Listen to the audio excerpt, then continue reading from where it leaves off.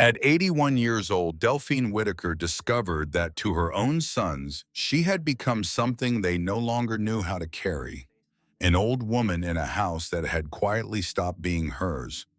While Lawrence and Russell sat across from her with rehearsed expressions and printed brochures pointing toward a facility with scheduled meal times and senior common rooms, Dell said nothing. She simply folded her weathered hands in her lap and felt the weight of a small brass key in her cardigan pocket, a key she had carried for 26 years without ever using. What her sons called forgotten, Dell called unfinished. And what waited for her on that abandoned stretch of Texas hill country would shock every single person who had ever underestimated her. Dell Whitaker had lived with her eldest son Lawrence for 2 years, ever since a mild stroke had frightened the family enough to insist she could not stay alone in the small house she had owned for decades outside Kerrville. She had not wanted to leave. That house had been hers for 34 years. The small workshop out back where she had mended things every winter. The porch where she had read through entire summers. The small plot of tomatoes she had tended like a second obligation. But Lawrence had been persuasive, and Russell had backed him up, and eventually Dell had packed her things and driven south to Houston, where Lawrence and his wife Maureen lived in a large modern home in a gated suburb with a 3-car garage and a guest room that smelled faintly of air freshener. That had been 2 years ago, and in those 2 years, Lawrence's home had remained Lawrence's home in every way that mattered. It was not that anyone was openly unkind. Lawrence provided for her. Maureen kept the guest room clean. Russell called every other Sunday reliably, though the calls rarely lasted more than 10 minutes. On the surface, everything looked like a family taking care of its own. But Dell felt the truth of it in quieter ways. In the way Maureen would exhale slowly when Dell shuffled into the kitchen during dinner preparation, never saying anything but never quite making room either. In the way Lawrence would turn the television volume down slightly when she entered the living room, a small unconscious signal that her presence had interrupted something. In the way they stopped asking her opinion about anything, family decisions, weekend plans, even where to order dinner on Friday nights, as though her perspective had a shelf life and it had simply expired. She was 81. She moved carefully now. Her hands trembled occasionally, a tremor that had appeared after the stroke and never fully left. She needed her reading glasses for everything, and sometimes she repeated herself without realizing it. These things were real, and she did not deny them. But they were also, in her estimation, entirely manageable. She was not confused. She was not helpless. She was simply old. And old, she was beginning to understand, was something her family had decided to treat as a diagnosis. One evening in early March, Dell was walking past the kitchen to refill her water glass when she stopped just outside the doorway. Maureen was on the phone. Her voice was tight in the way it got when she was trying to keep it controlled. Dell heard her own name, and then she heard Maureen say, "I cannot do this anymore, Larry. You have to decide. I am not a nurse. I am not anyone's nurse. And the kids are coming home this summer, and they need their space back." Dell stood in the hallway with the empty water glass in her hand and felt something old and quiet settle in her chest. It was not hurt exactly. It was more like the cold confirmation a woman gets when she has been waiting for weather she had already seen in the sky. She walked back to the guest room without the water. She sat on the edge of the bed in the dark for a long time. Then she took out a small notebook from the drawer and wrote one line across the top of a blank page. Time to make a plan. 2 mornings later, Dell walked into the garage and found Lawrence kneeling beside a wooden crate that Dell recognized immediately, even from behind. It was her father's toolbox, Beauregard Whitaker's toolbox, heavy iron implements from a life of blacksmithing that Dell had brought with her from Kerrville when she moved, and that she had kept in the back corner of Lawrence's garage for 2 years without touching. Lawrence had the lid open and was lifting out a forged hammer with the slightly awkward grip of a man who had never held such a thing in his life. A cardboard tag dangled from the handle with a price written on it in black marker. "What are you doing?" Dell said. Lawrence startled. He set the hammer down. "Mom, I was going to tell you." "Tell me what?" "A guy from an antique dealership in the Heights is coming by tomorrow. He offered $500 for the whole set. I figured nobody was using them and we could." "That was your grandfather's." "I know. He used it to repair tank treads in the Second World War." Lawrence. "He brought it home from Germany in a wooden crate he built himself." "Mom, I know, but nobody is using it. It is just sitting here." Dell stood in the doorway of the garage with her hand on the frame. She looked down at the tool her father had held in his hands for 40 working years. She did not pick it up. She did not touch it. She looked at her son kneeling on the concrete floor with a price tag in his hand, and she understood something she had been refusing to understand. "Put it back in the box, Lawrence, all of it. Put it back and tape the lid shut." "Mom, put it back, now." Lawrence put the hammer back in the box. He closed the lid. He stood up. "Mom, listen. We need to talk. Maureen and I and Russell, we all want to sit down with you this Wednesday." Dell turned around and walked back into the house. The conversation came on a Wednesday afternoon in March. Lawrence called her into the living room with the careful, neutral tone of a man who had rehearsed his lines. Russell was there too on the large screen mounted to the wall, his face slightly pixelated from the video call from his law office in Austin. Maureen sat on the armchair near the window present, but slightly apart the way people sit when they want to be witnesses rather than participants. Lawrence had printed materials on the coffee table. That was the first thing Dell noticed. Brochures, she realized as she lowered herself onto the sofa, folded pamphlets with photographs of smiling white-haired seniors sitting in sunlit common rooms with potted plants and gentle watercolors on the walls. "Mom, we have been doing some research," Lawrence began, and Dell recognized those words for what they were, not the start of a conversation, but the opening of a verdict. "We have been looking at a place called Oakview Senior Living Community. It is outside San Antonio. It has a memory care wing, though you would not need that, but also assisted living apartments that are really beautiful. There is a craft room, activities every day. Women your age who would welcome you. You would not be isolated." "I am not isolated. I am here with your family." The silence that followed said everything. Dell looked at her son, then at the brochures on the table, then at Russell's face on the screen, and she understood with complete clarity that this was not a conversation. It was a notification politely delivered but already decided. She reached out and picked up one of the brochures. Oakview Senior Living Community, dignity, comfort, community. She sat back down. "I have a question," she said quietly. "Whatever happened to my father's land? The property outside Fredericksburg. He left it to me." Lawrence frowned slightly. "That old place?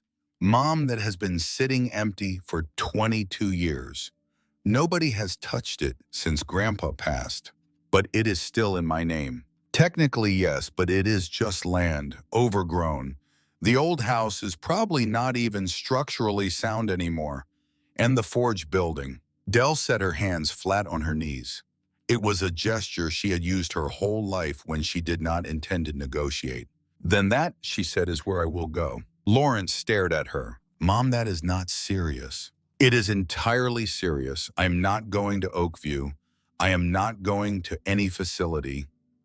I am going to my father's land, and I am going to figure out what to do with it." Russell's voice came through the screen, higher than usual. "Mom, you cannot live on that property.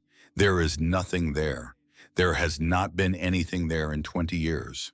Then I will have plenty of room to work." Maureen spoke carefully. "Dell, with all due respect, that is not a realistic option. You are 81. That property has no electricity, no running water, no infrastructure of any kind. It is not safe." Neither is being somewhere I am not wanted, Dell said. She did not raise her voice. She did not need to. The room went very quiet. Lawrence rubbed his face with both hands. Mom, we are not saying you are not wanted. We are saying we are worried about you.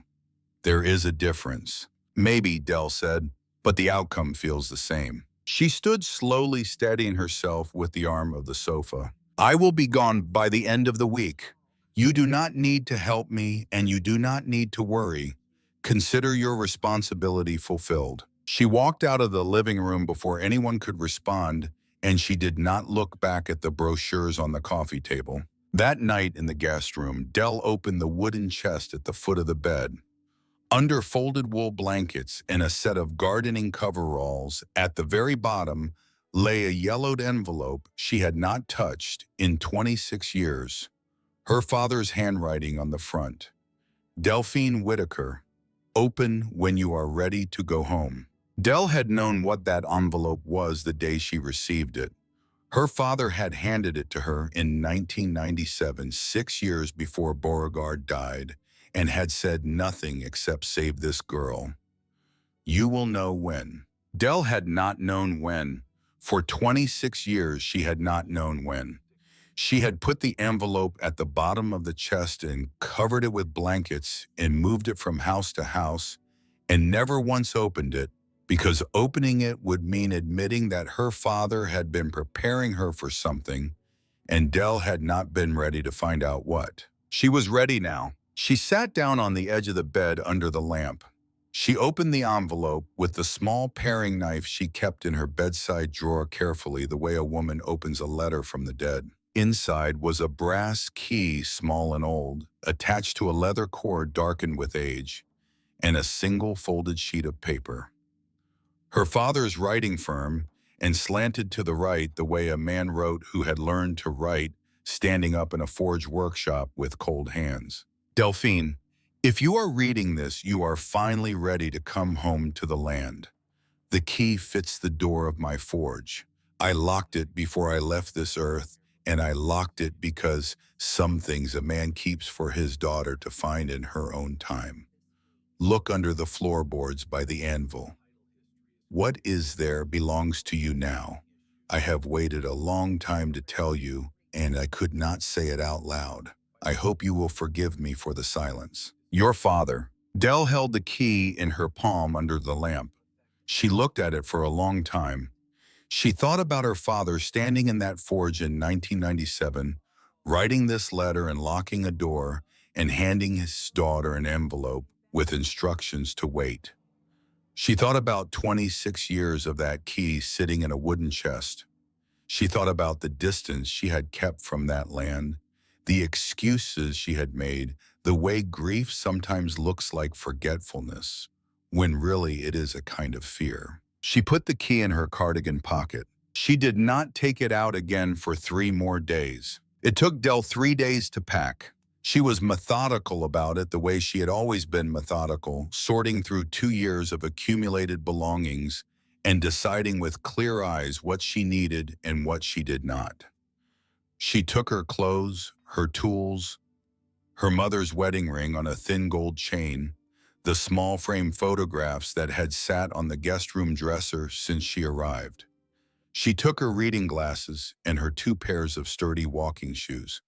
She took a canvas bag full of supplies she had ordered online, a small diesel generator, a camping stove, a water filtration kit, a good flashlight, a heavy sleeping bag.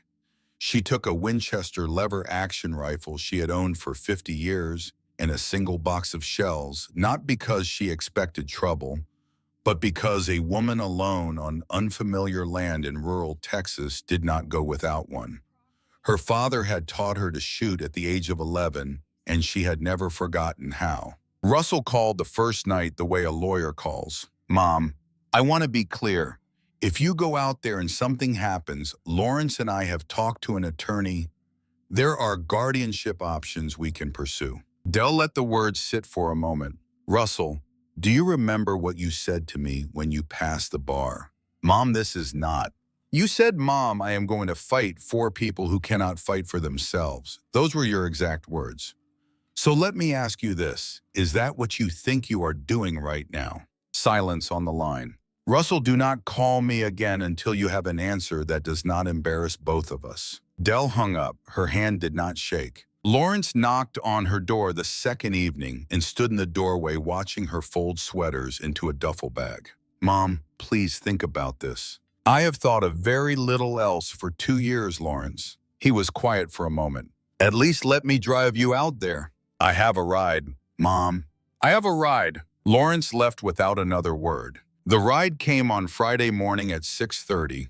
Clyde Radford pulled up in his old Ford pickup, and behind him in a separate truck, his son Wesley, 45 years old, and built like a man who welded for a living, because he did. Clyde was 73, a Vietnam veteran who had known Dell and her late husband since 1975, when the three of them had crossed paths at the Veterans Center in San Antonio, where Dell had volunteered for 2 decades as a nurse and grief counselor. Clyde walked up the driveway with his hat in his hand, nodded to Lawrence, who had come out to the porch, and said nothing. Wesley greeted Lawrence politely and went to work loading Dell's things into the bed of the truck. Dell came out last. She had her duffel bag and a cardboard box of her father's papers. She walked past Lawrence on the porch and paused. Mom, Lawrence said. Dell looked at him. Be careful. Dell nodded once. She climbed into Clyde's passenger seat. Wesley climbed into his own truck behind them. The two vehicles pulled out of the gated suburb and turned west toward the highway. The drive from Houston to the property outside Fredericksburg took just under 4 hours. For the first 2, they traveled on familiar highways, past gas stations and feed stores in small Texas towns, with their water towers painted the colors of the local high school teams. Clyde drove steadily and did not push conversation, which Dell appreciated. She watched the landscape through the window and thought about her father. Beauregard Whitaker had bought that land in 1957 with money he had saved after returning from the war, money he had set aside dollar by dollar for 12 years of hard work as a blacksmith and millwright in Beaumont. 47 acres of hill country, rocky and cedar thick and stubborn, exactly like Beauregard himself. He had built a small house on it with his own hands and a neighbor's help, and he had built a larger workshop beside it, a full blacksmith's forge with a poured concrete foundation and cedar plank walls and a tin roof that would last a century if no one bothered it. Beauregard had worked that forge every day of his retirement until the last year of his life. He had fixed plows and horseshoes and iron gates for neighbors taking no payment beyond a pea or a bottle of whiskey or a handshake. He had died in 2003 at the age of 88 peacefully in the small bedroom of the house he had built, and Dell had inherited the land and never done anything with it. Always too busy, always too far, always telling herself she would get to it eventually. Eventually had stretched into 22 years. She wondered now what her father would think of all this. Beauregard Whitaker had been the kind of man who trusted iron, who said without irony that metal had memory and that a person should live in a way that left good marks behind them. Dell had always admired that about her father, but had not been sure she possessed it herself. She was beginning to think she might. She remembered, too, the summers of her childhood, when her father had let her stand beside him at the forge, handing him tongs, watching him shape hot iron with a patience and care she had rarely seen in any other person. He had not taught her the craft formally, but he had let her watch, and watching Dell had come to understand was its own kind of inheritance. The second half of the drive was different. The highway gave way to county roads. The county roads gave way to gravel, and eventually Clyde turned onto a rutted dirt track so overgrown on both sides that branches dragged along the truck's mirrors with a sound like slow applause. The GPS had given up 30 minutes earlier, but Dell remembered the turns. She had been here as a girl, and the land had a way of staying in the body even when the mind let go of it. Then the trees opened up and she saw it. The house was small and gray and almost entirely consumed by vegetation. Vines covered the front wall from foundation to roof line, thick as rope in places. The porch had partially collapsed on the east side, one corner, dipping toward the ground like a tired shoulder. The windows were dark and filmed with decades of dust. A large cedar tree had grown up directly beside the chimney and was pressing against it with quiet, patient force. Behind the house, 30 yards to the south, stood the forge. It was larger than the house. Dell had forgotten that. A single-story rectangular building with cedar plank walls weathered to the color of old silver, a rusted tin roof, and a heavy double door on the front banded with iron closed tight against the ears. A stone chimney rose from the rear, and Dell could see the outline of the forge hood inside through one of the dusty windows. The building had stood through 22 years of weather and neglect, and it looked to Dell's eye as solid now as it had the day her father walked out of it for the last time. Wesley whistled low from behind them. Lord have mercy, this is a project. Dell did not say anything. She stepped out of the truck and put her hand on the rough bark of a cedar at the edge of the clearing. She stood there for a moment with her hand on the tree. Then she turned toward the forge and began to walk. She had taken 5 steps when a voice called out from the county road. "Mrs. Whitaker." Dell stopped. Clyde and Wesley turned. A new Ford F-150 was parked on the gravel beyond the property line. A man in his late 40s stepped out of it wearing a dark suit that did not belong to the landscape he was standing in. He had thinning sandy hair and the kind of tan face that came from golf courses, not fields. He walked toward Dell with a practiced smile and his hand already extended. "Mrs. Whitaker, Preston Kello, Kello Properties. I have been hoping to meet you." Dell did not shake the offered hand. She looked at the man and then at the truck and then back at the man. "You are on my land. Just approaching to introduce myself. I sent 3 letters through your son's office last year. I thought it only fair to present myself in person." 3 letters to which son? Kello smiled wider. Both initially. Lawrence was the one who responded. Dell felt something cold settle behind her sternum. Responded how? "We have been having a productive conversation about this property for some months now, Mrs. Whitaker. $2.1 million for the full 47 acres. A very fair offer given the current market. Lawrence indicated the family would be ready to move forward this spring once you were settled elsewhere." Dell looked at the man for a long moment. "Mr. Kello, this land is not for sale. It has never been for sale.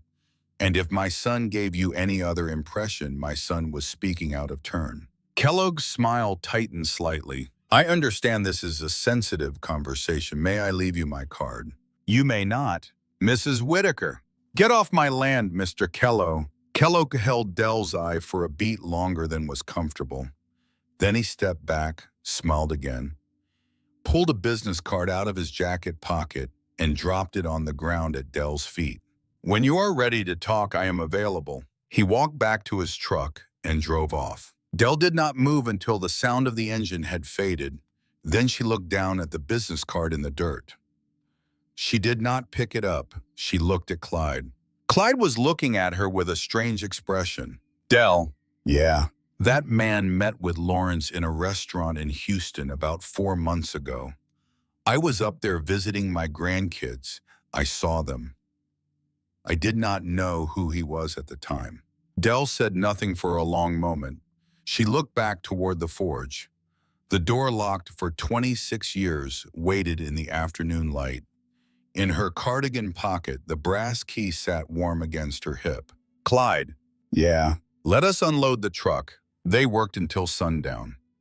That night, Dell slept on the old sofa in the front room of the house under a sleeping bag and an open window. She did not sleep well. Her back ached and the sofa was shorter than she was, and rain began on the roof somewhere near midnight a sound that would have been comforting in any other circumstance.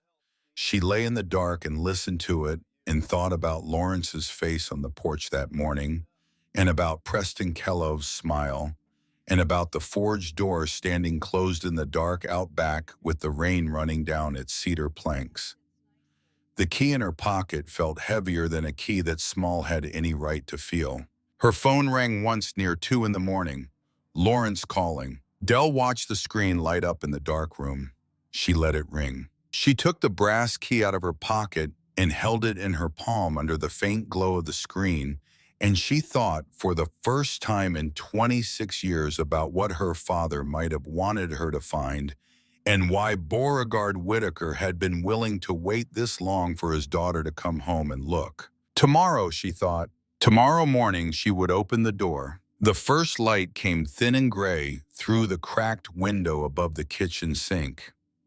Dell Whitaker stood at that window with a tin cup of coffee in her hand and watched a hawk circle low over the Cedar Ridge. She had slept 4 hours. That was enough. At 81, a woman learned to ration what her body would give her and to ask no more. She set the cup down on the counter and opened the small notebook she had been carrying since her first morning on the land. She wrote slowly the way her father had taught her to write each letter, deliberate, no wasted motion. Roof over kitchen section needs replacement before rain. Front porch, east side corner, compromised. Forge building foundation intact, but door hinges rotted through. Generator fuel level at 60%. She closed the notebook. A woman with a plan could work through anything. A woman without one could get hurt by a kitchen floor. Outside, the hill country was waking in the way it always woke, slow and patient and indifferent to whoever happened to be watching. Dell pulled on her work shoes, the same brown leather ones she had worn for 11 years, and walked out into the cool March morning with the key to the forge still in her cardigan pocket. She had carried it there for 6 days now. She had not yet used it. Not because she was afraid. She had stopped being afraid of most things somewhere around 1953 on a surgical ward in a field hospital outside Pyongyang when she was 20, watching a sergeant hold a Marine's hand while the boy died quietly and learning in that single hour what the word courage actually meant. But because some doors once opened could not be closed again, and she wanted to be certain she was ready to see whatever was on the other side. By 7:30, Clyde Radford's pickup rolled up the dirt track, and Wesley climbed out of the passenger side with a thermos and a grim expression. "You seen the county road this morning?" Clyde asked, stepping down from the cab. Dell had not. Survey stakes, little orange flags. Someone been out there before sunup. Dell said nothing for a long moment. She looked past Clyde toward the east tree line where the property met the county road. Then she walked to the gun rack behind the truck seat and pulled out her father's old .22, the one he had used for squirrels and rabbits and nothing more dangerous in 60 years. She checked the chamber. Empty. She would not be firing it. But a woman on her own land with a weapon in her hand meant something different than a woman with empty hands. And Dell had learned that lesson from an older nurse named Margaret, who had walked the wards of the same Korean hospital with a sidearm strapped under her apron and taught the younger women what dignity looked like when no one was going to come save you. "Wesley," she said, "grab the tape measure and come with me." They walked the eastern boundary together. 200 yards in, Dell found the first flag, a small orange triangle on a wire stake driven into the dirt beside a clump of prickly pear. 20 feet beyond it, another. Then another. A neat line of them marching across her property like a surveyor's promise of something to come. Wesley crouched beside one and examined the stamp on the stake. Kello Properties, same company. Dell pulled the flag out of the ground with slow, deliberate movement. She examined it in her hand, turned it once, and then handed it to Wesley. "Pull every single one. I want them in a pile behind the forge by noon." They worked in silence for the next 2 hours. Dell noted every location in her notebook before they removed each flag. Clyde drove the truck behind them, collecting the stakes in the bed. The morning sun climbed higher and the wind picked up, and somewhere down in the draw, a sandhill crane called out once and went quiet. Dell kept her breathing even and her hands steady and her mind cold. This was what Preston Kello had been doing while he waited, marking the land like a man already drawing lines on a map he believed he owned. Dell had seen that kind of confidence before. She had seen what it led to. When they had pulled the last flag, Dell stood at the edge of the county road and looked down the empty stretch of gravel. No truck in sight. Kello had done his work and gone. But he would be back. Men like that always came back. At noon, a silver Ford sedan Dell did not recognize turned onto the track and came slowly toward the house. Dell set down the piece of fencing she had been repairing and watched it approach. A single man inside, older, graying at the temples, wearing a flannel shirt instead of a suit. The man parked 20 feet from the porch and stepped out with his hands visible.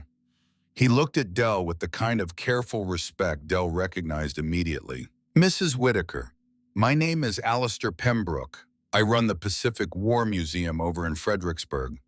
Clyde Radford called me." Dell glanced at Clyde, who was pretending to check something on his truck but was clearly listening. "What do you want, Mr. Pembroke?" "Clyde told me you found some materials that belonged to your father. Wartime materials. I thought maybe I could take a look if you're willing.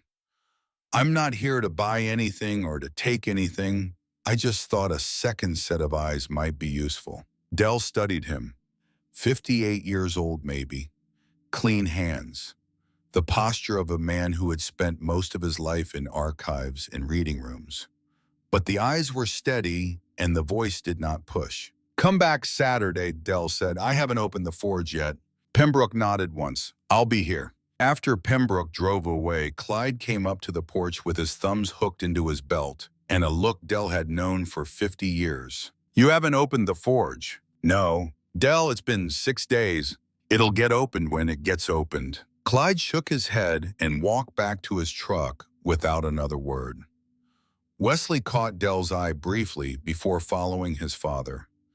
Dell watched them drive off toward town for lumber and supplies, and then she stood on the porch in the wind for a long while. Then she walked to the forge. The door was built of 2-inch cedar planks, iron-banded heavy enough that a younger person would have struggled with it.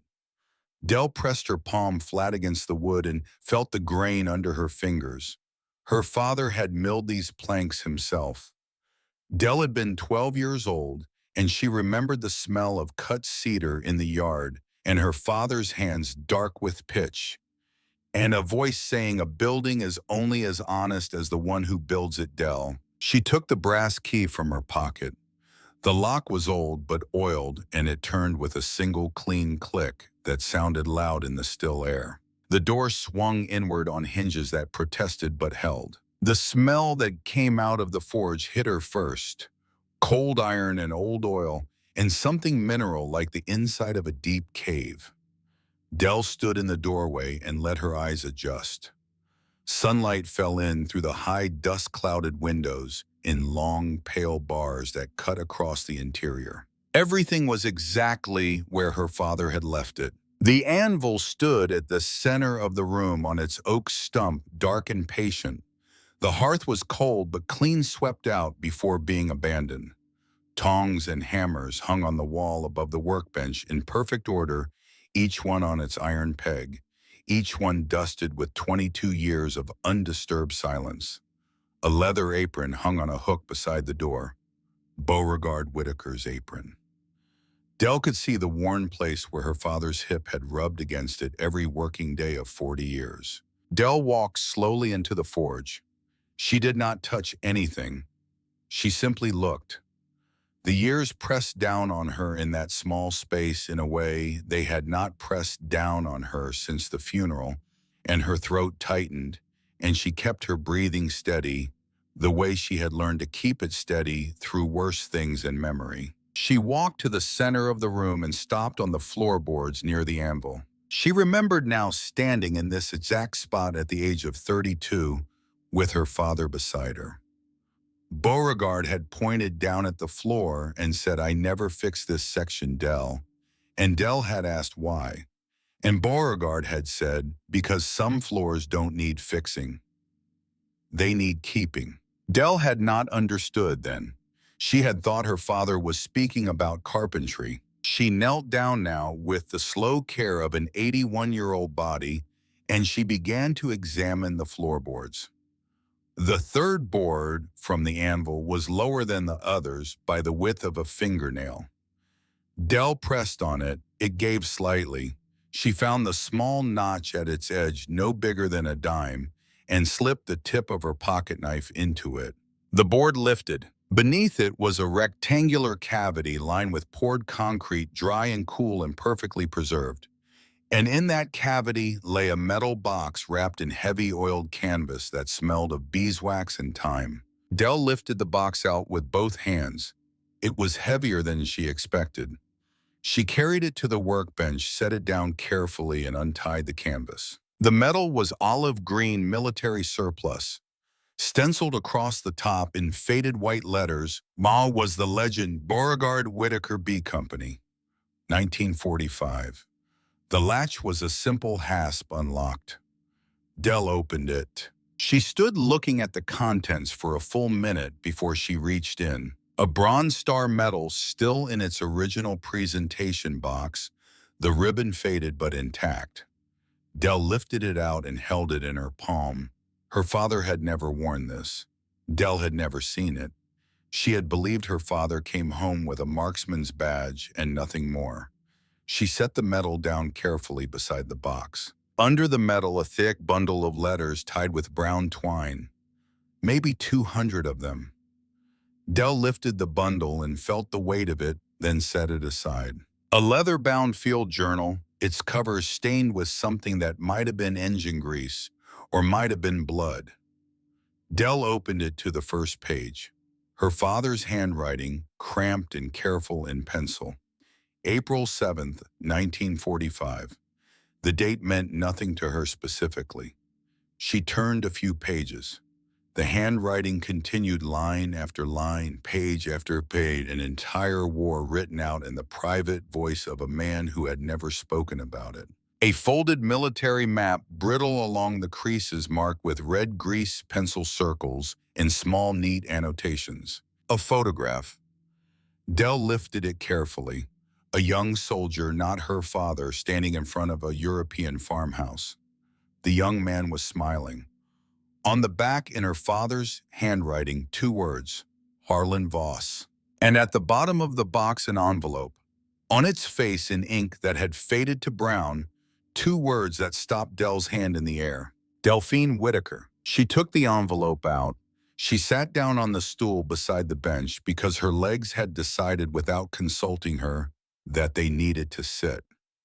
She opened the envelope with her pocket knife, slowly, the way a woman opens a letter she has been waiting for her entire life without knowing it. The letter was dated November 1997, 6 years before her father died. Delphine, my daughter, if you are reading this, it means I am gone and you have finally come home to the land. I knew you would. Your mother said I was foolish to leave this for you this way. She said I should speak my piece while I was living. But some things a father cannot say out loud to his daughter. Some things have to wait for the right silence. What is in this box is why I never went to the reunions, why I never wore my medals, why I would leave the room when the war came on the television. I am sorry for that coldness, Dell. It was not coldness, it was a weight. In April of 1945, in the mountains outside a village in Bavaria, I made a decision that I have lived with every day since. There was a man in my unit named Harlan Voss. He was from Ohio. He had a wife and a baby girl. He was a better soldier than I was and a better man, and he broke. He broke under orders that should never have been given, and I chose to protect him rather than turn him in. I chose wrong by the book and right by what I believe God intended. I wrote it all down because I could not live with not writing it down. If you want to know more, the journal will tell you. If you do not want to know, burn it now. Burn it in this forge and never open this box again. But Dell, if you do read it, find Harlan. He is still alive, or he was when I last checked, and he lives in Ohio. Tell him I kept my promise. Tell him I never told anyone. And tell him I have missed him every day for 52 years. I love you, girl. I was not good at saying it. I hope you always knew. Your father. Dell read the letter once. She read it a second time. She set it down on the bench and placed both hands flat on the wood on either side of it, and she bent forward, and she breathed in slowly through her nose and out through her mouth the way she had taught grieving widows to breathe in the counseling sessions at the Veterans Center 40 years ago. The pain was not in her chest. It was everywhere and nowhere, and it had waited 22 years to arrive. She did not cry. She had not cried in many years. But she sat at her father's workbench in the forge that her father had built, and she let the weight of the letter settle into her, the way a heavy coat settles onto the shoulders of a tired woman. Then after a long time, she picked up the field journal, and she began to read. By the time Saturday came, Dell had read the journal 3 times. She met Alistair Pembroke at the forge door at 8 in the morning. Pembroke had driven out early as promised, and he carried a leather satchel and a pair of white cotton gloves, and he did not make small talk. Dell appreciated that. Before you look, Dell said, I want to be clear about something. This is my father. Not a story, not an exhibit. My father. I am showing you because I need to understand what I am looking at, not because I am giving it to anyone. Understood, Mrs. Whitaker. Good. Come on in. Pembroke worked for 4 hours with the care of a man handling communion vessels. He photographed nothing without asking. He touched the originals only with gloved hands. He took notes on a yellow legal pad. He did not interrupt Dell, who sat across from him at the bench and watched and said nothing. At noon, Pembroke set down his pen and removed his glasses and rubbed the bridge of his nose. Then he looked at Dell directly. Mrs. Whitaker, your father was part of the Monuments Men. Dell waited, Pembroke explained. The Monuments Fine Arts and Archives program, a small allied unit formed in the last years of the war to locate and protect cultural heritage, mostly artworks and manuscripts and religious artifacts that had been looted by the Nazi regime from museums and churches and Jewish families across occupied Europe. Less than 400 men and women in the field. Most of them were art historians and museum curators in uniform. Some, a smaller number, were regular infantry assigned because they could read maps and they could be trusted. Your father said Pembroke was one of the trusted ones. The journal documents an extraction of 14th century illuminated manuscripts from a hunting lodge in the Bavarian Alps and their eventual return to the surviving members of a family in Amsterdam. This was real work, dangerous work, work that has never been fully documented because most of the men who did it never spoke about it. Dell listened without interrupting. When Pembroke was finished, Dell asked one question. And Harlan Voss? Pembroke paused. He looked down at the journal. Your father wrote about a situation, an order given during the extraction, a family in a farmhouse. Your father implies that Harlan Voss was ordered to do something that Voss refused to do, and that your father covered for him afterward. The specifics are in the later entries. I would not presume to interpret them for you. That is not my place. Dell nodded slowly. If you wanted, Pembroke said, the Smithsonian would be extremely interested in these materials. Not as an acquisition, as a loan, temporary, fully documented with your father's name attached and full editorial control retained by your family. There is a gap in the scholarship right now that this could fill. I'm not giving this to the Smithsonian, I understand, but I might let them borrow a few things on my terms. If my terms include one name being placed next to my father's everywhere his name appears. Pembroke waited. Harlan Voss, Dell said. Pembroke wrote it down. That evening after Pembroke had gone, Dell sat on the porch with Clyde. The sun was dropping behind the cedar ridge, and the air was turning cool, and the first of the evening birds were starting up in the brush. "I need to find him," Dell said. Clyde did not ask who. He took a slow sip from his beer and looked out across the land. "I'll make some calls in the morning." Clyde made the calls. He had spent enough years in veteran services networks to know how to find a living man who had served. 3 days later, he came up the porch steps with a slip of paper and a tight expression. Harlan Voss, 82 years old, lives at a nursing home called Willow Creek in San Angelo, 3 hours west of here. His daughter signs the paperwork. Dell folded the paper once and put it in her cardigan pocket. "We leave at 6 tomorrow." They drove out in Clyde's truck at first light. 3 hours of two-lane highway through flat scrubland and cotton fields. They did not talk much. Dell watched the sun come up over the mesquite and thought about a man she had never met who had weighed on her father's conscience for 5 decades. The nursing home was a low brick building at the edge of town shaded by two old pecan trees. A woman at the front desk checked Dell's name against a list. The daughter had cleared the visit. They were led down a hallway that smelled of disinfectant and old coffee to a small sunroom at the back of the building. Dell had walked halls like this many times in her career. The air, the lighting, the sound of distant televisions from residence rooms.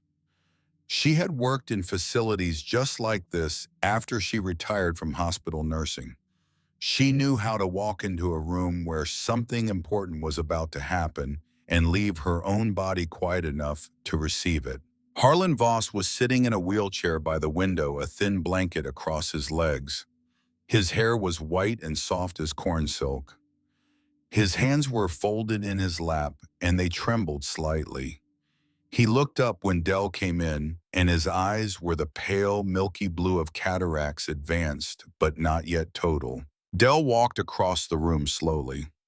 She did not take off a hat because she was not wearing one. She took her gloves off instead and held them in one hand. "Mr. Voss, my name is Delphine Whitaker. My father was Beauregard Whitaker." Harlan Voss did not speak for a long moment. His mouth moved as if he were testing the words before letting them out. "Beau's girl." "Yes, sir. Beau's girl." Harlan reached out with one trembling hand. Dell took it. The old man's grip was surprisingly firm, and he did not let go. "Your father," Harlan said, and his voice broke, and he tried again.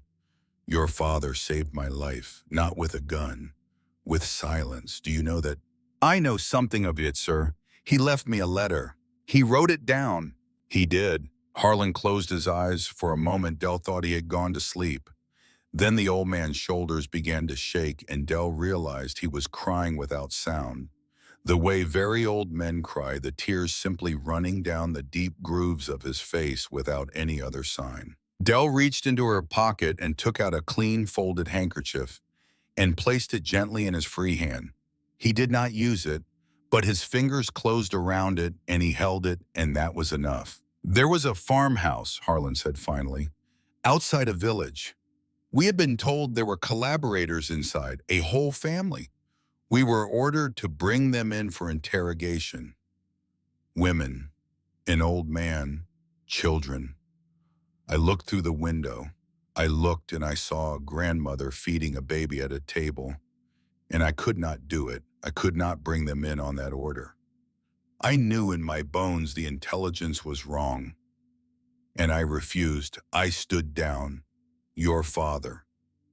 Harlan's voice caught.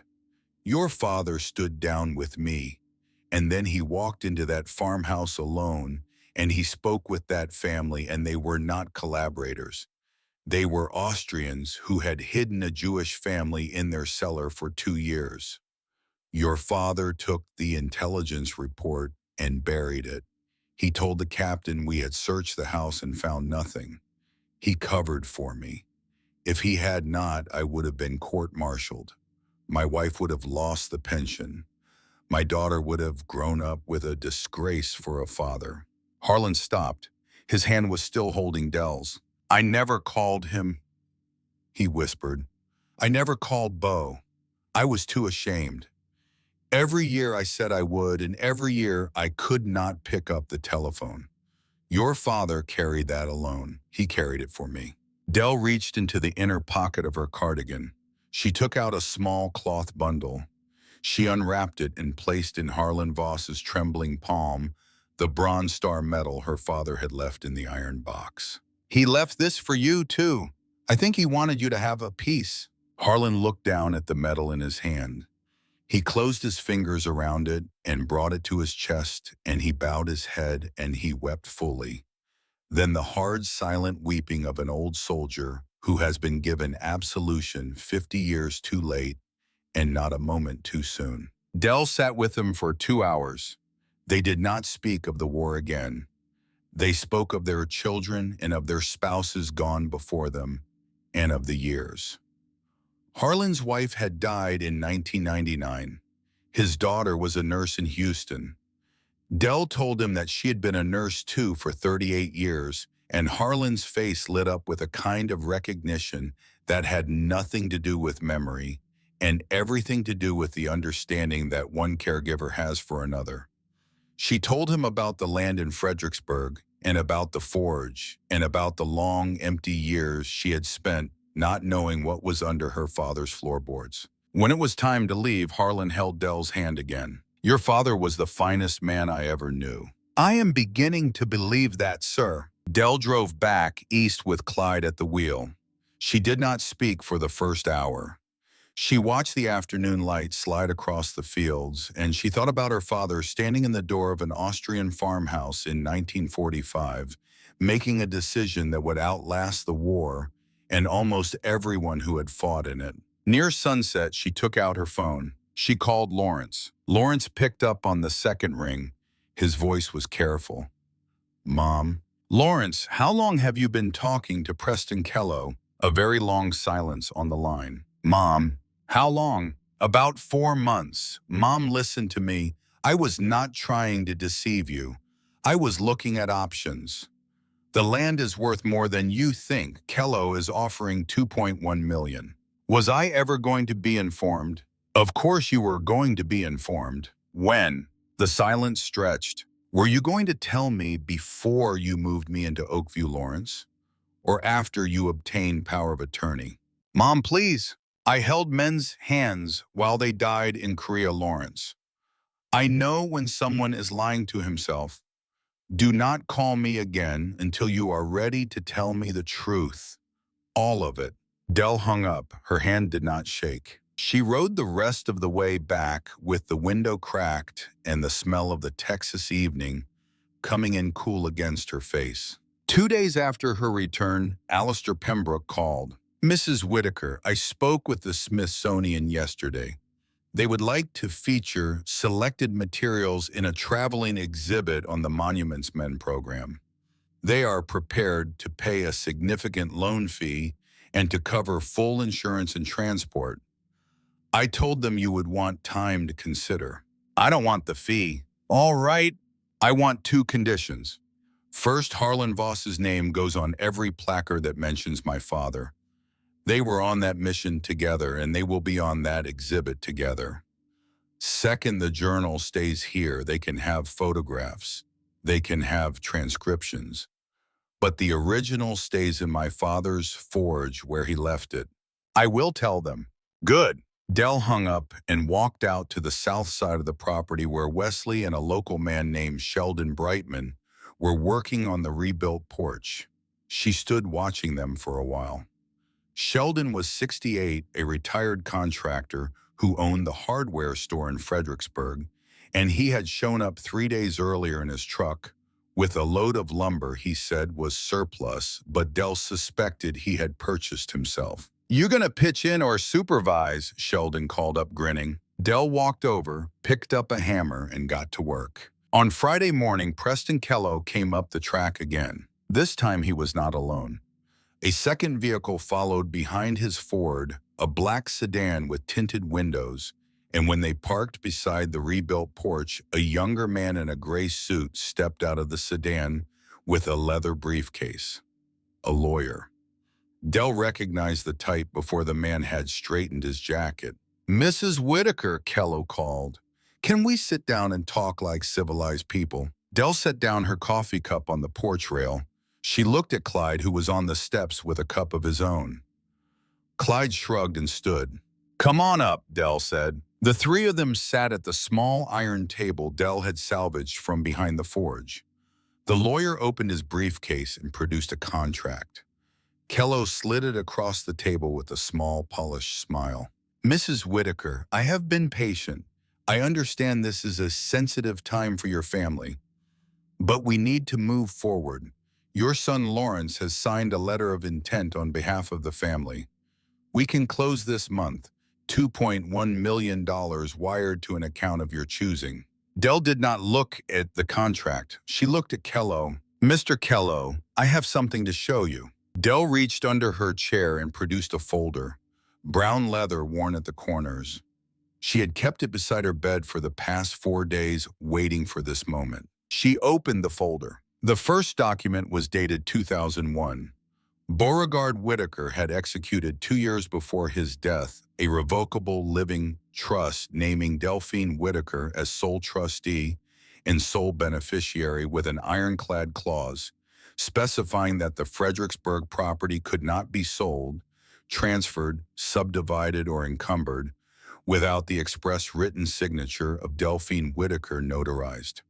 Any attempt by any other party, including heirs or descendants, to execute such a transaction without that signature would be void on its face. The second document was a title history pulled from the Gillespie County Records Office showing the chain of ownership from 1957 through the present, with the trust registration recorded officially in 2001. The third document was a letter from Beauregard Whitaker's attorney, a man named Archibald Fenimore, who had drafted the trust and had retained authenticated copies in his office. Dell set the folder open on the table. Kelliga's face did not change at first. Then it did in small degrees, like ice settling under a weight. The lawyer beside him leaned forward and read the documents, and after a moment he placed one hand flat on the contract in his own briefcase and closed the briefcase quietly. Preston, the lawyer said, give me a minute. Preston, this trust is enforceable. The letter of intent your team obtained has no legal standing. Kellogg did not respond. He was staring at Dell. Dell leaned forward slightly. She kept her voice low. She kept her hands flat on the table. Mr. Kellogg, my father walked 400 miles across Germany in 1945 to protect things that did not belong to him. He did it because some things do not have a price. This land is what he brought home from that war. You do not have enough money, not in this pocket, not in your company, not anywhere on earth. Keller stood up. His jaw was tight. Mrs. Whitaker, I have invested significant resources in this transaction. I expect to be compensated for that. Then take it up with my son, Mr. Kello. He is the one who signed a letter he had no authority to sign. That is between the two of you. It is not between you and me. Kello gathered his papers with sharp, precise movements. The lawyer stood beside him, saying nothing. They walked down the porch steps to their vehicles. Kello stopped at his truck and turned back. Mrs. Whitaker, this is not finished. Mr. Kello, it has been finished since 2001. You just did not know it. The two vehicles left. Dell watched the dust rise behind them on the dirt track until they were out of sight. Clyde let out a long, slow breath beside her. Dell, yeah, you have been sitting on that trust document for 4 days. Yes. Why not hit him with it the first time he showed up? Dell picked up her coffee cup. It had gone cold. Because I did not want to swing at the man pulling the rope, Clyde. I wanted to swing at the man holding the other end. Clyde was quiet for a moment. You mean Lawrence? I mean whoever comes up this road next wanting something. Kello was the messenger. The message is almost here. That night, Dell sat alone at her father's workbench in the forge. She'd been coming out most evenings now, not to work the iron, not yet, but to sit in the space and breathe the air and let the years settle into the silence, the way dust settled onto the hanging tools. The field journal lay open in front of her. She had read it 3 times through and she had not yet finished understanding it. She was not sure she ever would. But she knew now what her father had carried. And she knew why Beauregard had left that iron box exactly where he had left it, under a floorboard he would not fix in a building he had locked with a key he had made with his own hands. Dell closed the journal. She took out her notebook and wrote a single line at the bottom of the page. Not finished. Outside, the wind had come up off the cedar ridge and was moving through the trees in long, patient waves, and somewhere on the county road, a pair of headlights turned in from the highway and began to come up the track toward the house. Dell watched the beams approach through the forge window. She did not recognize the vehicle, but she recognized the silhouette of the man who stepped out of it, even at 100 yards, even in the dark. Her son had finally come. The headlights came to a stop 40 feet from the porch. The engine cut.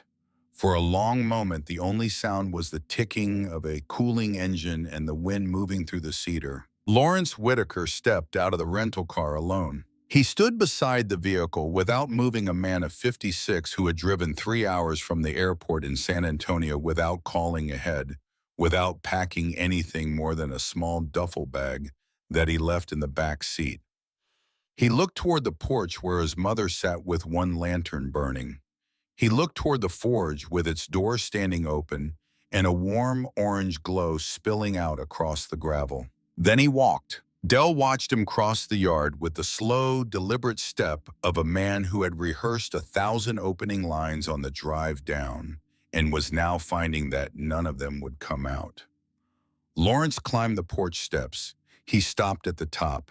He did not sit. "Mom." Dell did not answer. She had been preparing for this moment for weeks, and she had decided some time ago that she would not make it easy. Lawrence looked down at his own hands. They were soft hands, clean, the hands of a man who had built a career pressing keys and signing papers and shaking the hands of other men who did the same. He looked at his mother's hands and something in his face shifted. "I owe him $450,000. Dell let the word settle. "Preston Kello." "Yes." "For what?" "A strip mall deal outside Katy. It collapsed last spring. I leveraged my share of our house against it. Maureen does not know yet. She thinks we refinanced." Dell watched her son in the lantern light. Lawrence looked 10 years older than he had the last time Dell had seen him in person, which had been in that living room in Houston with the printed brochures on the coffee table. "Sit down, Lawrence." Lawrence sat on the top porch step. He did not look at his mother. He looked out into the darkness of the yard. "I told myself I was trying to help you. I told myself the land was better off sold, that you were better off in a facility, that everything would work out if I could just convince you to let go. But the truth." He stopped. He drew a breath. "The truth is I needed the commission. I needed it to cover the note. I was going to let you go to Oakview and use the power of attorney forms I had already prepared and sign the land over to Kello and keep a third. That was the plan. I had the forms in a folder in my office. I look at them every morning." Dell did not speak. "I am not asking you for money, Mom. I came here to tell you what I did. That is all. I will fix it myself somehow. I do not know how, but you should know what kind of man your son turned into, and I could not keep lying about it anymore." A wind passed through the cedar. Somewhere in the draw, a coyote called once and was answered by another much farther off. Dell leaned forward in her chair. "Lawrence." "Yes, Mom." "Look at me." Lawrence turned his head. His mother's face in the lantern light was hard and still, and the younger man braced himself for what he was sure was coming. "I am not going to give you $1. I know. You will fix this yourself. You will sit down with your wife and you will tell her everything. You will sit down with Russell and Kello and every man you have tangled yourself with, and you will face it. That is the price of what you did, and I will not lift it from you." Lawrence nodded slowly. "But you will not fix it alone." Lawrence looked up. I have a forge out there. I have work that needs doing here. Real work. I will pay you by the hour. The same rate I pay Wesley. You will show up at 7 in the morning. You will wear gloves, and you will work until I tell you to stop. You will sleep in the guest room I have not finished yet because you will help me finish it. And in the evenings, if you want to, you will sit on this porch with me and we will talk about the things we should have talked about 30 years ago. That is what I can give you. Lawrence's shoulders went. He pressed the heel of his hand against his eyes, and he did not make a sound, but his breath came in short, uneven catches for a long while. Dell did not move. She did not reach out. She sat in her chair and let her son cry the way a grown man cried at 56 alone inside himself with the door closed. When Lawrence could speak again, his voice was thick. "Why, Mom, after everything?" Dell looked out at the forge. The fire inside was banked but still glowing, and she could see the shadow of the anvil cast long across the gravel. "Because my father never said the things he needed to say. And I have been trying to understand these last few weeks why he did not. I think I understand now. I think he thought he was protecting me. I think he was wrong, and I will not make the same mistake with you, Lawrence. You are going to hear every ugly thing I have to say, and you are going to have the chance to become a better man for the hearing." Lawrence could not speak for a while. When he did, it was only a whisper. "I will come in the morning." "Good." The two of them sat on the porch for another hour without speaking. A long time ago, when Lawrence was 7 years old, he had sat on a different porch with his mother, just like this during a summer thunderstorm, neither of them saying a word. Lawrence had forgotten that evening until just now, and the remembering of it was a small private thing he would keep. The next morning, Lawrence was there at 6:45. Dell put him to work pulling cedar brush off the western fence line. It was the hardest kind of labor on that property, the kind that put a soft man on his knees inside of an hour. Lawrence did not quit. He worked until lunch with his hands bleeding through the gloves Dell had given him, and when Dell called him in for a sandwich and water, Lawrence sat on the porch steps and ate without speaking, and then walked back out and went to work again. By the end of the first week, Lawrence had lost 6 pounds and developed blisters along the base of both thumbs. He did not complain. He did not ask for different work. At the end of each day, he drove back to the small rented cabin he had taken at a motel in Fredericksburg, and each morning he came back. On the 10th day, Russell arrived from Austin. He came up the track in the middle of the afternoon in a dust-covered SUV, and the passenger door opened, and a tall, lean teenage boy unfolded himself from the seat, and Dell felt something in her chest tighten that she had not expected. Finnegan Whitaker, 17 years old, Lawrence's younger son. Dell had not seen him since Christmas 2 years back, and the boy had shot up 4 inches in the meantime, and now wore his hair long and his shoulders straight, and a stillness that Dell did not remember. Russell walked up the steps and stopped in front of his mother. "Mom." "Russell, I owe you an apology too." Dell nodded. "I will get to it. Finn wanted to come." "Why?" Russell glanced at his son. Finn was standing at the bottom of the porch with his hands in his pockets, looking past Dell toward the forge where the door stood open, and the forge fire was visible burning low inside. He read the Military History Quarterly article last month. He read it 3 times. He has not talked about anything else. He asked me if he could come out here, and I said he could if I came with him. Dell looked at her grandson. "Finn." "Hi, Grandma. You want to see it?" "Yes, ma'am." "Come on." Dell led the boy across the yard and into the forge. She did not speak. She let Finn look. The boy stood just inside the door for a long moment, taking in the hearth, the anvil, the tools on their pegs, the framed military map on the wall beside the workbench. Dell had hung the map herself, and beside it she had framed the photograph of a young soldier standing in front of a European farmhouse with two small words in faded ink written on the reverse side, now visible through the frame's back. Finn walked slowly to the wall and stopped in front of the photograph. That is him. That is Harlan. And this is great-grandfather's forge. Yes, it is. Finn did not turn around for a minute. Dell could not see his face. Dad never told me any of this, Finn said quietly. He never told me what great-grandfather did. He just said he fought. That was all I knew. I thought he was just a soldier. Your great-grandfather. Dell stopped. She tried again. Your great-grandfather was a man who kept his own counsel, Finn. He did not think what he did was something to talk about. He was wrong about that. Not wrong in what he did, wrong in the silence. Finn turned around. I want to learn this. Learn what? All of it. The forge, working iron. I want to know how to do it. I want. He stopped. He seemed embarrassed. I want to know my family grandma. I do not feel like I know any of you. I feel like I am from nowhere, and I read that article, and I thought maybe I am from somewhere. Maybe I am from here. Dell did not answer for a long moment. Then she walked to the wall, took down a leather apron, and held it out to her grandson. Put this on. I will show you how to hold a hammer. Finn took the apron. His hands were shaking slightly.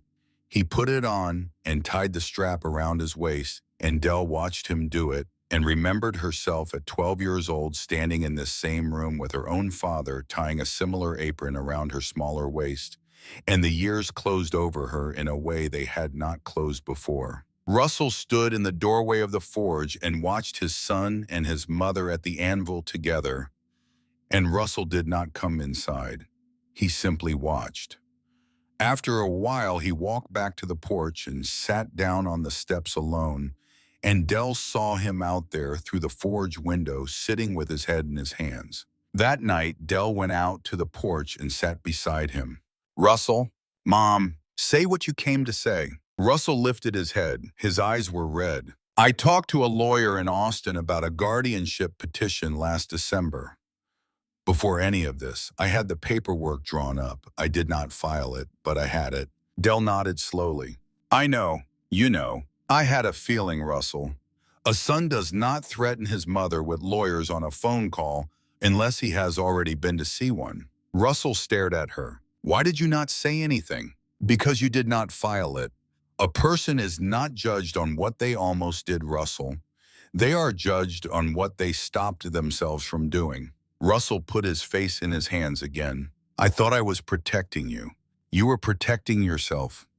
You were protecting yourself from the discomfort of not knowing what to do. That is a kind of cowardice, Russell. It is not the worst kind, but it is real and it matters. And you have to decide now what kind of man you want to be from here on. Russell was silent for a long time. Can I come out on weekends like Lawrence? You can come anytime you want. You will work when you come. The rates are the same. Okay? One more thing, Russell. Yes, Mom. That boy of yours is going to spend the summer here, if his mother agrees. He is going to sleep in the loft above the forge, and he is going to learn how to work iron. And you are not going to interrupt that for anything short of a hospital visit. Do you understand me? Yes, Mom. Dell nodded. She looked out at the yard. Good. Now go in and find a sandwich. You look like hell. 3 weeks later, on a Tuesday morning, Preston Kellogg filed a lawsuit against Lawrence Whitaker in Harris County District Court. The suit alleged breach of contract, tortious interference, and fraud. It sought damages of $750,000, nearly double what Lawrence actually owed, and it was filed with the kind of aggressive speed that suggested Kellogg intended to crush a man quickly rather than negotiate. Lawrence came out to the land white-faced on the Wednesday evening. He brought the legal papers with him. He sat at the kitchen table with Dell and spread them out, and Dell read them in silence while Lawrence stared at his hands. He will take everything, Mom. The house, my retirement. Maureen will have nothing. Dell turned a page, then another. Lawrence. Yes. Did Kello ever send you documents you did not understand? Documents you signed on his word alone without reading? Lawrence thought, his eyes narrowed. There was an addendum last year to the Katie deal. I signed it in his office. He said it was standard liability language. I did not read it carefully. Dell closed the folder. Call Archibald Fenimore in the morning. Archibald Fenimore was 81 years old now, still practicing 2 days a week out of a small office in Fredericksburg, and he had drafted Beauregard Whitaker's trust in 2001, and he remembered every person he had ever done business with. When Lawrence called on Thursday morning and explained the situation, Archibald was quiet for a long time on the phone. Then Archibald said, "Come see me at 1 o'clock and bring every piece of paper you have ever signed for Preston Kellogg." Dell drove Lawrence into town. They sat in Archibald's office for 3 hours while Archibald read through the documents with a magnifying glass, making small notations on a yellow legal pad. At the end of the 3 hours, Archibald set down his pen and took off his glasses. "Lawrence." "Yes, sir." "Your signature on the addendum to the Katie deal has been altered.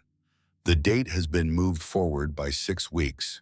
That is not a signature problem. That is forgery. And if it has been done to you, it has been done to others." Archibald picked up his phone. "Marjorie, get me the Gillespie County DA, and after that, get me a fellow I know at the Texas Real Estate Commission. Tell both of them it is Archibald Fenimore and it is not routine." The investigation into Preston Kellogg began on a Friday. It did not remain small. Within 3 weeks, the Texas Real Estate Commission had opened a formal inquiry into 6 separate transactions going back 4 years. 2 other plaintiffs came forward. A grand jury convened in November. Preston Kellogg's properties were placed in temporary receivership pending the outcome. The lawsuit against Lawrence was quietly dismissed in October. The debt remained technically, but Kellogg no longer had the standing or the resources to collect on it. Lawrence would still pay what he owed, but he would pay it on his own terms now on a timeline he could survive. Lawrence came out to the forge the evening the lawsuit was dismissed. He found his mother at the anvil with a piece of black iron glowing orange in the tongs, and he stood in the doorway and watched. Dell had been teaching herself again slowly with the help of an old book her father had kept on the shelf above his workbench. Her hands were not as strong as they had been, her arms tired faster, but the work was familiar in a way she had not expected. It was a language her body remembered without being told. "Mom." "Yeah." "I do not know how to thank you." Dell brought the hammer down on the iron. 3 sharp, clean blows. She turned the piece, struck 3 more times, and then plunged it into the slack tub with a hiss that filled the forge. "Do not thank me. Work. That is the thanks." "I will." "And Lawrence." "Yes, Mom. When Finn gets here in June, you are going to be part of teaching him. Do you understand me? I do not know how to forge, Mom. You are going to learn in time to teach him." Lawrence stood in the doorway for a long moment. Then he walked to the wall, took down a second apron and put it on. The summer came. Finn arrived in the first week of June with a duffel bag and a box of books about metalworking he had bought with his own money. The loft above the forge had been finished in May. Dell had done most of the planning and Wesley had done the heavy lifting. The space had a small bed, a desk, a window that looked out over the Cedar Ridge, and a ladder that descended directly into the forge below.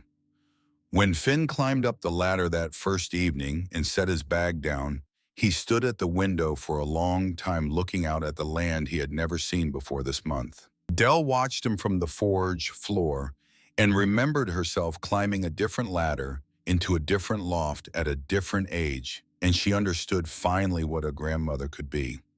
A grandmother was the bridge a father could not build alone. The days settled into a pattern. At 5:30 in the morning, the forge fire came up. By 6, Dell had coffee on and breakfast started.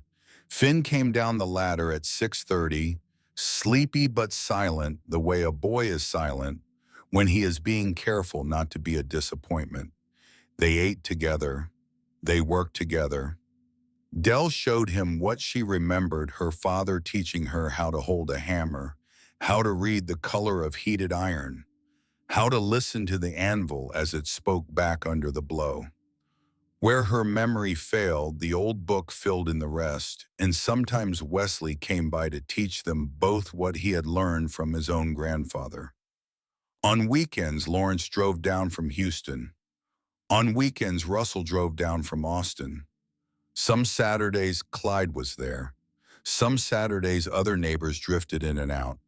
The forge was rarely quiet. On a Sunday in late June, a truck Dell did not recognize pulled up the track. An old man stepped out carefully, using a cane to steady himself. A younger woman, who Dell guessed was his daughter, got out from the driver's side and came around to help. Dell walked down from the porch. "Sir." "Whitaker, Otis Kincaid, 62nd Combat Engineers. Korea, 1952. Dell stopped. "You were in Korea." "Chosen, Hill 1227, November 29 to December 2nd, 1950. Dell reached for the porch rail to steady herself. "Mr. Kincaid, come up. Please sit down." They sat on the porch until the sun went down. Dell's grandson came out of the forge with soot on his cheeks and stood at the steps listening, while an old soldier and an old nurse who had served in the same war 74 years earlier compared the names of the dead. Otis had been wounded at Chosin. Dell had treated men who had been wounded at Chosin at the field hospital she worked at behind the lines. They had no one in common by name because the war had been that large and that chaotic. But they had been there, both of them, and they knew what the other one had carried out. Otis Kincaid came back twice more that summer. On the second visit, he brought a man named Morgan Trask. On the third visit, he brought two more. By August, a small group of men and two widows in their 70s and 80s were driving out to the forge on Saturday mornings with donuts and coffee. They did not talk about the war. They talked about tools and gardens and grandchildren and the weather. Finn made himself useful to them, bringing chairs, pouring coffee, listening more than he spoke. He was learning something that could not be taught in any other way, and Dell watched it happen and said nothing. On a morning in early October, Alistair Pembroke called. "Mrs. Whitaker, the article is running in Military History Quarterly this month. The editorial team wanted me to confirm one last time on the photograph attribution. Beauregard Whitaker and Harlan Voss, in that order, nothing else. That is what we have." "Good. I would like to come by when the issue ships. I want to hand you a copy in person. Come Saturday." The magazine arrived the first Saturday in October. Pembroke drove out with a small leather portfolio and handed Dell a physical copy of the issue, still sealed in its plastic mailer. Dell opened it at the kitchen table. Lawrence and Finn stood behind her chair. Russell had driven down early and was leaning in the doorway. The article was 9 pages long. It opened with the photograph from the forge wall. It told the story of the manuscript recovery operation in Bavaria in April of 1945. It named the family in Amsterdam whose heirs had been contacted in the preparation of the article and who had sent through the author a letter of gratitude to the Whitaker family that Pembroke now placed on the table beside the magazine. Dell read the letter once. She folded it carefully and set it inside the magazine. "Finn." "Yes, Grandma." "This goes in the forge, on the wall, beside your great-grandfather's photograph. You will frame it this afternoon, do you understand?" "Yes, ma'am." "Good." Dell did not go to Washington for the Smithsonian opening. She had told Pembroke months before that she would not, and Pembroke had not pressed. Harlan Voss did not travel either. His health was too fragile. But Dell arranged through Pembroke to have a private photographer visit Willow Creek in San Angelo and take a formal portrait of Harlan holding a print of the Bronze Star citation, and the portrait went into the exhibit beside Beauregard's photograph as Dell had demanded. Harlan Voss died on a Wednesday morning in early December. Dell learned of it from Harlan's daughter, who had Dell's number written on a note in her father's room, and who called her before she called anyone else. Dell drove out to San Angelo with Clyde. She sat with Harlan's daughter for the afternoon, and she told her everything she knew about her father's wartime service because no one else was alive now to tell her. She gave her the Bronze Star medal back. She told her it had always been her father's, not hers. The daughter cried. Dell let her cry. She had walked many daughters and many wives through moments just like this one over the course of her nursing career, and she knew that the only thing required of her now was her presence. When the younger woman was able to speak again, she thanked Dell and she told her that her father had died holding the medal in his hand. Dell drove back east that evening with the window down and the winter air cold against her face, and she did not say anything to Clyde for a long stretch of road. Near the Fredericksburg turnoff, Clyde finally spoke. Dell, yeah, you gave your father back to that man. I gave him back to himself, Clyde. That is different. They rode the rest of the way in silence. Winter passed quietly on the land. The forge burned most days. Finn came down on weekends now, since he had returned to his senior year of high school. Lawrence drove out every other weekend. Russell came once a month. In January, Lawrence told Dell that Maureen was going to visit in the spring. She had asked if she could. Dell said yes. When Maureen arrived in April and she stood on the porch for a long while saying nothing, and then she turned to her mother-in-law and said, I owe you an apology, Mrs. Whitaker. Dell said, call me Dell, please. And they walked into the kitchen together and Maureen helped her make coffee, and nothing more was said that afternoon because nothing more needed to be said. March came around again. A full year since Dell had driven away from a house in Houston with a pickup truck and a duffel bag and a brass key in her pocket. On the anniversary morning, she rose before dawn as she always did. She made coffee. She pulled on her work shoes. She walked out to the forge. The fire came up. The first light came in through the east window. Dell stood at the anvil and looked at the piece she had been working on for 2 weeks now. A small cross forged from a single piece of iron, its edges hammered smooth, its surface dark and clean. She had made it for Harlan Voss originally, and she had not finished it in time. She had decided after some thought to finish it anyway and to put it on the wall of the forge beside the photograph. A marker, a promise kept if slightly late.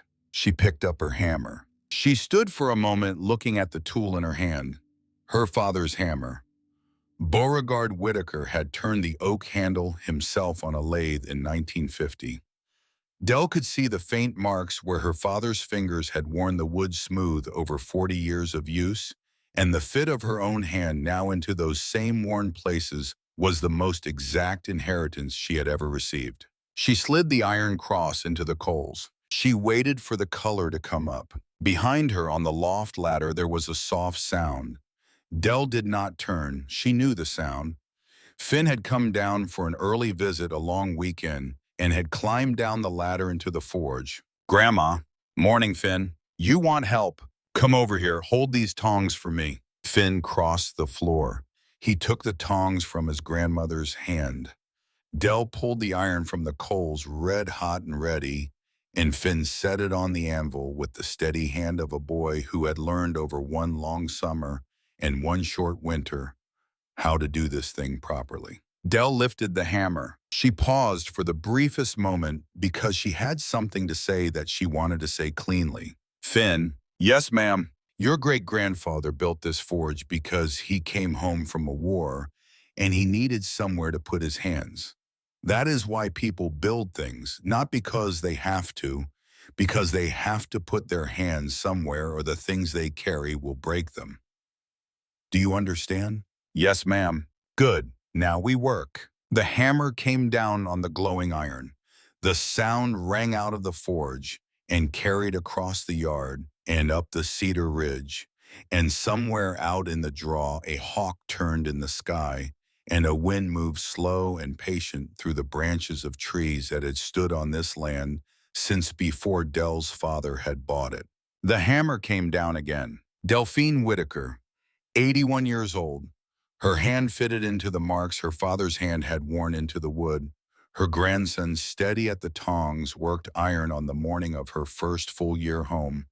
And the ringing of the anvil was not a lonely sound any longer. And the forge was not a silent building any longer. And the land was not forgotten any longer. Outside, across the gravel, a truck came up the track. Lawrence driving out early for the weekend. Behind him, another vehicle. Russell, who had decided to come for this particular Saturday without telling anyone. Dell heard them pull in. She did not stop hammering. Her sons climbed the porch steps in the gray morning light. They did not go into the house. They walked toward the sound of the hammer.